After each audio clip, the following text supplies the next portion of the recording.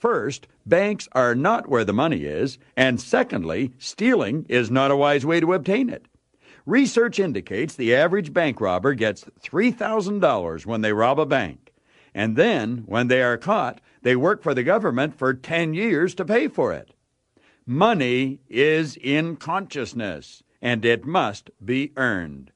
Hello, this is Bob Proctor with another Power Principle from our Winner's Choice series.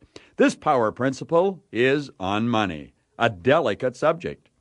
It's a subject most people are reluctant to discuss. They are reluctant because speaking about it can attract severe criticism. However, you and I are brave souls, so let's wander into this misunderstood area of life. Lord Bacon gave us some valuable advice when he said money is a good servant, but a bad master. In developing our desire for money, we should also seek a balance of wisdom as well. Otherwise, the accumulation of wealth could bring with it the potential to distort our personality and rob us of our life. I have often thought it to be rather strange, and I should probably add sad, that the earning of money is not taught in our school systems anywhere in the world, even though money is a medium of exchange which is accepted and used worldwide. The frequent response to this kind of thinking is, why should we teach earning money as a subject in school? Everyone already understands how to earn money. However, that is not correct. The sad truth is that 97 out of every 100 people are born, they live and die without ever learning how to earn money. Their ignorance with respect to money is passed along from one generation to the next. Conversely, the 3 or 4% of our population who do understand how to attract wealth pass their prosperity consciousness from one generation to the next. It is time for the 97% group to wake up. If you are part of this group, understand you can learn how to earn money, all the money you want, and it is no more difficult than learning how to drive an automobile. The masses find it strange that there are people who have learned how to pilot rockets to the moon, but have not learned how to accumulate wealth. However, there is nothing strange about it. Being competent at one thing, regardless of what it is, does not mean that you are competent at everything. This message on money has not been made for everyone. It is intended for the 97 out of every 100 who want to earn money but have not yet learned how. This message has nothing to do with interest rates, investments, stocks, or bonds. This power principle is about the cause of wealth. Many years ago, George Bernard Shaw spoke out about money. He made a couple of statements which have caused numerous arguments. Permit me to share them with you. 1, it is the duty of every person to be rich. And 2, it is a sin to be poor. Well, what thoughts do those statements stir in your mind? What is your immediate reaction? So much time has passed since I first heard those statements, I do not remember if I reacted to them or if I sat back and objectively thought about them, wondering what Shaw meant. I probably reacted. Most people do. My reaction was very likely negative as well. I don't suppose it matters how I reacted since it was 20 or 30 years ago. However, you must admit, these are two very powerful statements. Statements you and I should understand if we are interested in earning money, especially if we are interested in earning money. Before we reject these statements as being ridiculous, analyze them. However, before we look at the statements, perhaps we should look at the person who made them. Knowing a little more about his life may provide some additional insight. George Bernard Shaw was born in Ireland in 1857. However, he lived his life, most of it, in England, after moving there when he was 20 years of age. He was a dramatist, a music critic, and an essayist. Shaw became very successful in his field. He was, in fact, one of the most important literary figures of the last century. He won the Nobel Prize for Literature in 1925. You could very easily arrive at the conclusion, though, that a person making those statements had little concern for the poor, or that he was making fun of them. However, if you do the slightest amount of research, you will find that George Bernard Shaw was a strong supporter of the underdog. He was constantly attempting to improve their life. He was an early supporter of women's rights when that was not a popular behavior, and he attempted to bring about political and economic change through his plays. Because the subject matter of his plays was considered to be radical, it took years for them to gain any form of acceptance. Knowing this about the author, let's listen to those two statements again and attempt to understand them. 1, it is a sin to be poor. 2, it is the duty of every person to be rich. To properly understand what Shaw was saying, you must first have an open mind. Second, you must remain objective. And third, you definitely will require some understanding of the natural laws of the universe. These laws are frequently referred to as divine laws. One of the basic laws you must understand is the law which states, everything is moving. Absolutely nothing rests. You are either moving ahead in life or you're going backwards. It's grow or die, create or disintegrate. You are becoming richer or poorer. Now, there's a second law which is referred to in many different ways. Karmic law, sowing and reaping, cause and effect, action, reaction. How you refer to this law is of little importance, but the understanding of how it works is vitally important. The thoughts, feelings, and actions that you express in life are the seeds that you sow. The conditions, circumstance, and things that come into your life is the harvest you reap as a result of the seeds that you sow. Hold those thoughts for a moment while we investigate the deeper understanding of the words sin and money. Sin is transgression of the law. Violating the law is a sin, and the price of sin is death. That does not mean your heart will stop beating, but it does mean you will go backwards. Remember the law which states that you will either be creating or disintegrating, you'll grow or die. When you attempt to get without giving, you are trying to reap the harvest without sowing the seeds. It will not work. That, my friend, is a sin. You go backwards. Now, let's look at money. What is it? Money is a reward you receive for the service you render. The more valuable the service, the greater the reward. Attempting to get money without providing service is a violation of the law. George Bernard Shaw believed you and I were put here on the planet to serve one another. Thinking of ways we can be of greater service will enable us to grow intellectually and spiritually. It is our duty to serve, and money is a reward we receive for that service. If a person has received their money in an unlawful manner, don't think for a second that they are on the right track. They must pay the price. You reap what you sow. You might see the money they have and the things money will buy, yet never see the price they pay. But they will pay. That is the law. Every thinking person will agree that in the light of the law, what Shaw said is correct. However, that is where the problem begins for most people. They do not think, and if a person is not thinking, Shaw's statements would appear very callous, even ridiculous. Personally, I believe Shaw made those statements the way he did to provoke people into thinking. The Apostle Matthew in the Christian religion did essentially the same thing 1900 years before Shaw.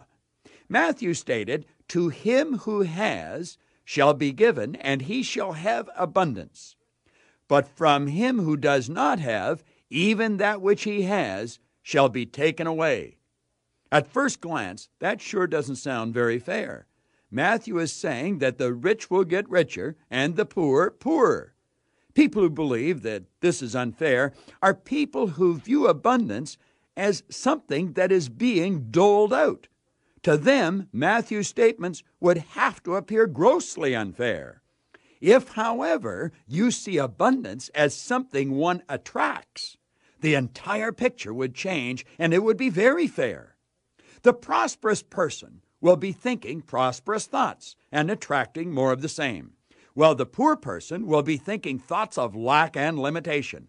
They too, by law, will attract more of the same. Quite simply, what Shaw and Matthew were emphasizing was the importance of our own responsibility in the quest for abundance. Abundance is something we magnetize ourselves to. We draw it into our life. That is abundance in every aspect of our life. Business associates, friends, everything we want will come into our life by law, not luck.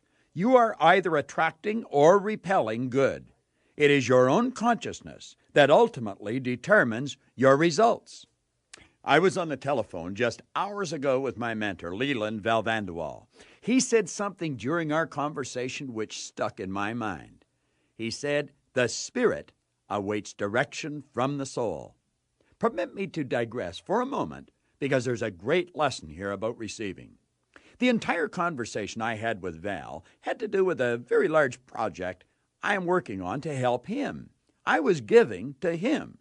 When he made that statement during our conversation, it is a statement of truth which I will benefit from for the rest of my life. My new understanding, which has resulted from his explanation of the statement, will enable me to be of greater service to you and tens of thousands of other people worldwide. Now, think about what I have just shared with you. Who was giving and who was receiving? It will not take long before you realize we were both doing both. We were giving and receiving simultaneously. Every time I speak with Val, I learn something. I became aware of that many years ago. The man is wise.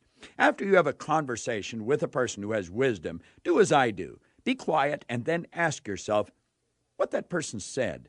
9 times out of 10, the lesson, which was hidden in the conversation, will surface in your consciousness.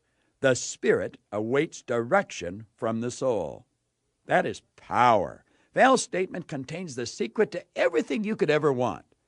You will see this when you consider that you do not have a soul, you are a soul. And when you consider that spirit, which is omnipresent, is waiting for direction from the soul. Think about that. Really think, and the lesson will begin to unfold. Now, I said earlier, and I repeat, money is in consciousness, and it must be earned. That is a statement you must understand if you truly desire to attract money into your life. I personally consider Napoleon Hill's book, Think and Grow Rich, to be one of the most complete works ever compiled on the accumulation of wealth. I have carried the same copy of that book with me for over 30 years. I read a bit of it almost every day. In the publisher's preface of the book, it is stated, Think and Grow Rich conveys the experience of more than 500 individuals of great wealth who began from scratch and with nothing to give in return for riches except thoughts, ideas, and organized plan.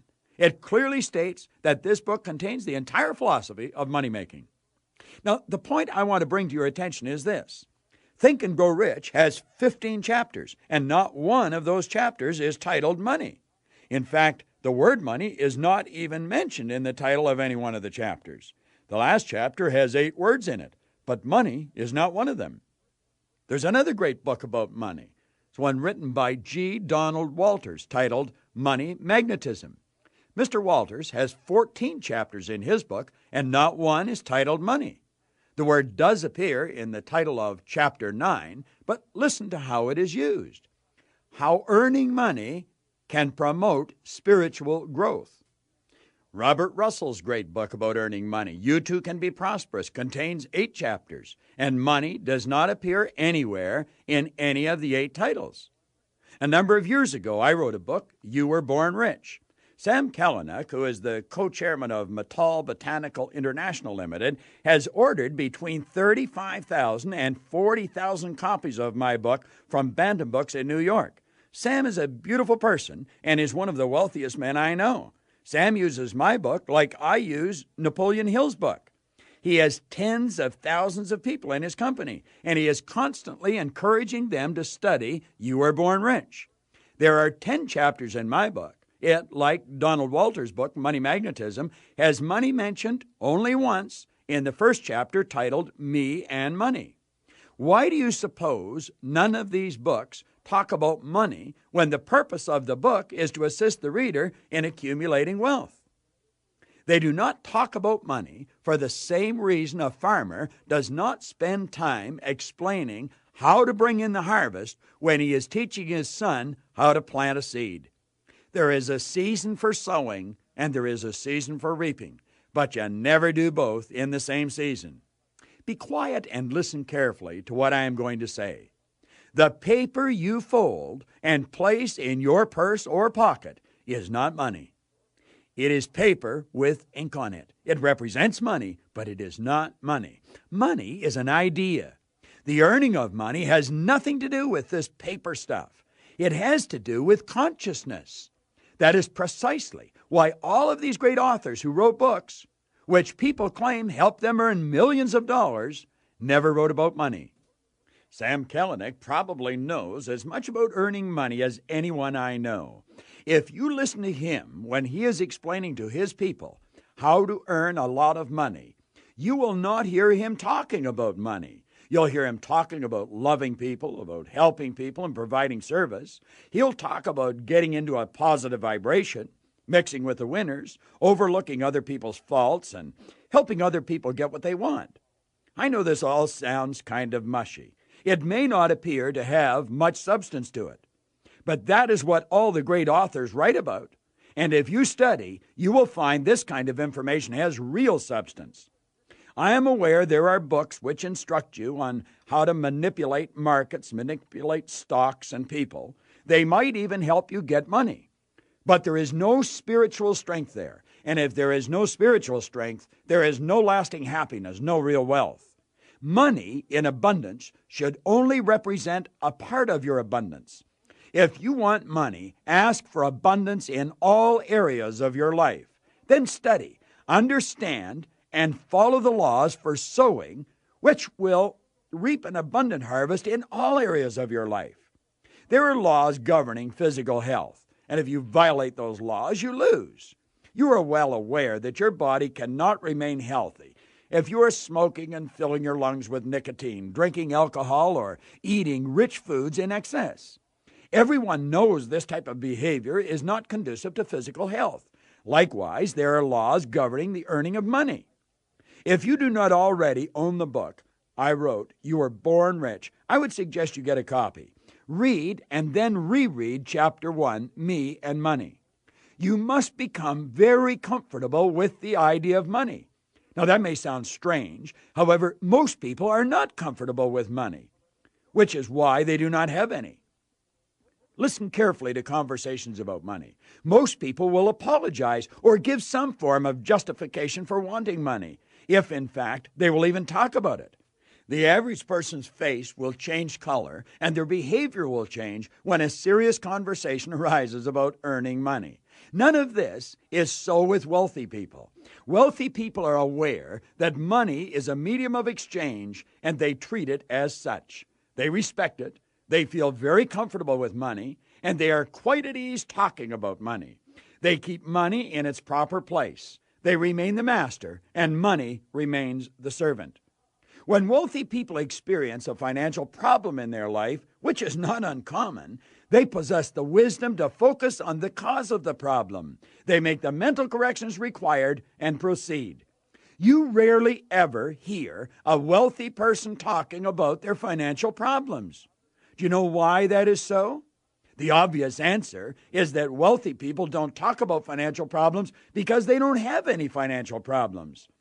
This area of life is no different than any other area of life. The truth is rarely in the appearance of things. Wealthy people have more financial problems than poor people will ever dream of having. How could a poor person have money problems? They rarely have any money. Money is not the poor person's problem. Lack of money is their problem. If you want to solve a problem, you must attack the cause of the problem. The cause of poverty is poverty consciousness. The poverty consciousness causes a person to see, hear, smell, think, and feel lack and limitation. Listen to the conversations of individuals with a poverty consciousness. Lack, limitation, and tough times are all they talk about. That is all they talk about because that is all they think about. And that is all they think about because they have a poverty consciousness. Their thoughts, feelings, and actions are the seeds they are sowing. As you sow, so shall you reap. Their harvest is one of lack and poverty. Their harvest is the results in their life. The results are expressed in their physical health, their bank account, and their social life. These poor souls see with their physical eyes their physical problems. It's Poorsville for them. Their results control them. They keep planting the same seeds and keep reaping the same harvest year after year. Soon they accept this as their lot in life. Then they think, why should I expect more? No one in our family has ever had more. We have always been poor. It's not our fault. It's the government's fault. They should give us more. They should take it from the wealthy people and give it to us. They will never use all they have. It's just not fair. Now, the wealthy person has a prosperity consciousness. They understand there is an infinite source of supply. They are acutely aware of the fact that if they are experiencing a problem with the harvest, if there is not sufficient or more than enough harvest to meet all of their needs, they are the cause of the problem. Perhaps they have not properly prepared the land, sown sufficient seeds, or sown seeds in enough fields. They loathe lack and limitation. They demand the abundant, good life which is their birthright. And when they experience any less, they take full and complete responsibility for their position. Blame is not part of their way of life. They will not talk about lack because their prosperity consciousness will not permit it. They know that talking about lack is sowing seeds for more of the same. They immediately begin to brainstorm with other individuals who have a prosperity consciousness about other crops they want to harvest in the future and where they should begin sowing. Mike Todd, the famous movie maker who died years ago, once said, "Being broke is a temporary situation. Being poor is a mental condition." He was correct. There are wealthy people who lose every cent they have through a series of mistakes and judgment. That does not make them poor. They will have it all back in a short time because of their prosperity consciousness. Study research which has been done on poor people who win lotteries. In a short time, they have nothing left. Money cannot stay with a person who has a poverty consciousness. And by the same law, money cannot stay away from the person who possesses a prosperity consciousness. If you have any question in your mind regarding where your consciousness is, it is not difficult to find out. Be very honest with yourself and look at your results. Study the patterns in your life. Now, from this point on, our focus is to create a higher prosperity consciousness and to prepare for the abundant harvest. Begin by preparing a powerful, positive affirmation and fuel it with emotion. When you do this, you are depositing this creative energy in the treasury of your subconscious mind. By repeating this process over and over and over again every day, it will begin to mentally move you in the direction you want to go. Write it out, read it, feel it, and let it take hold of your mind. Listen to this song. It is an affirmation for money written and recorded by Michelle, the star of affirmation. I am a magnet to money. I now have more than I need. I am a magnet to money. Money, money loves me. I am a magnet to money.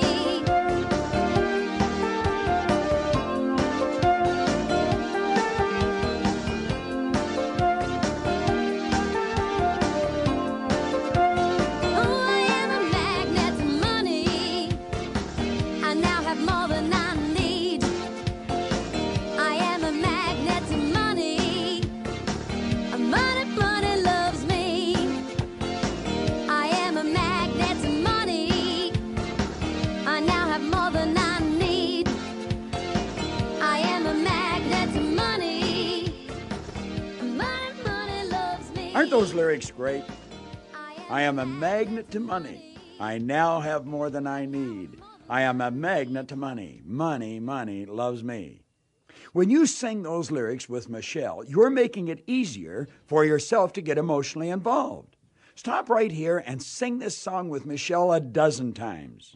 Now let's get serious. How much money do you want? Remember Val Vanderwall's statement? Spirit awaits direction from the soul.